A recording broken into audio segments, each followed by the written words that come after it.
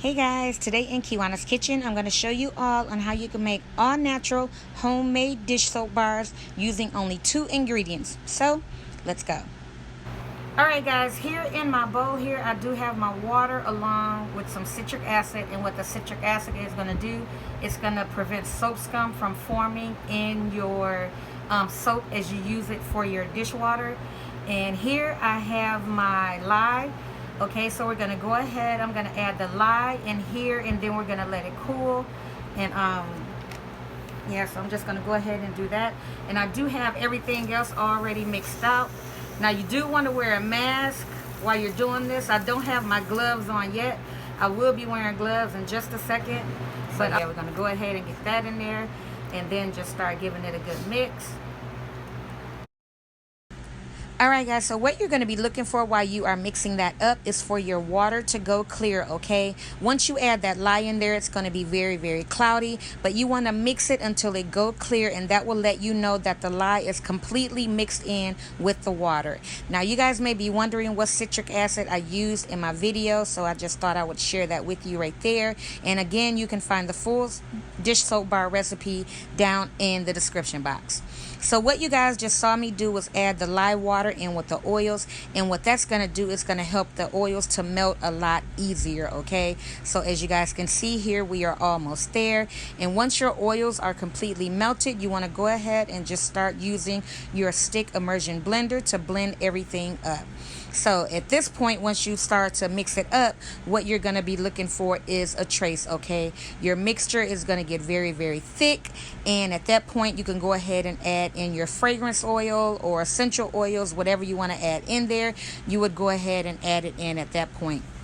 And what I'm using is a lemon essential oil, okay? And what this oil is going to do is not only scent my dish soap bars, but it's also going to act as a natural degreaser.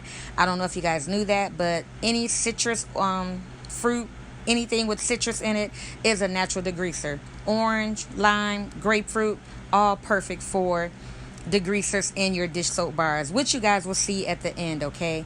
So as you guys can see, I have reached the consistency of my soap that I was looking for, which is like a pudding like consistency. So what I'm going to start to do is pour these into my containers here. These are 8-ounce containers that I did purchase on Amazon, and I don't throw my containers away. I reuse my containers. That's why I'm actually showing you guys of how I make this soap, because I did get low. But you can use any container you want. You can even use ramekins if you want, ramekins. It's totally up to you.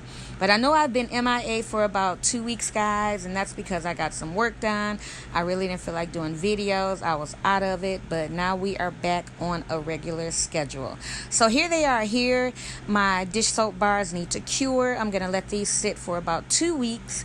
But here they are here a week later, okay, which they are definitely ready to use at this point, because the lye water definitely turned the oils into soap, because you can definitely smell it, as well as that lemon extract. But I'm going to do a demo for you guys at the end, okay? So here it is here, one of my bars, and I got these little scrubbers also on Amazon that I use for my dishes, and you guys can see all of the suds, all of the bubbles.